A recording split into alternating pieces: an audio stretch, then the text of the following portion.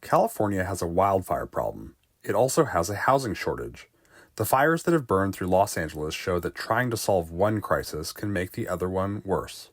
Once the smoke clears after a fire, rebuilding in the same place, often in the same way, is the historic norm. The vow to rebuild is part of a familiar California cycle as predictable as the Santa Anas.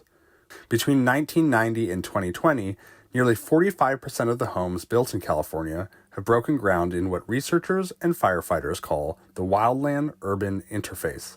That's the hillsides, ravines, and canyons where the residential development meets and merges with the state's forests, scrublands, and grasses. Over the last few years, a handful of state lawmakers have proposed sharp limits on whether and how homes can be built in high fire risk areas.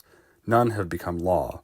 California does have strict fire-wise regulations on new construction in wildfire country. Molly Mowry, executive director of the Community Wildfire Planning Center, said no other state has as many wildfire requirements in place. The Board of Supervisors of Los Angeles County is considering a new community wildfire protection ordinance that would codify and enhance some of these same statewide requirements. It would apply in many areas that have recently burned, but the rules would only apply to future development, not to the homes already there. Though there are no outright bans on development in these areas, environmental preservationists, anti-development activists, and even the state's attorney general have turned to the California Environmental Quality Act to block construction projects. Experts say it's likely to be used more in the future to curtail development in high-risk areas.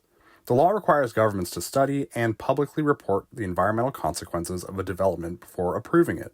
In October, a California appellate court held that wildfire risk is one of those consequences that may deserve a special consideration. For Cal Matters, I'm Ben Christopher.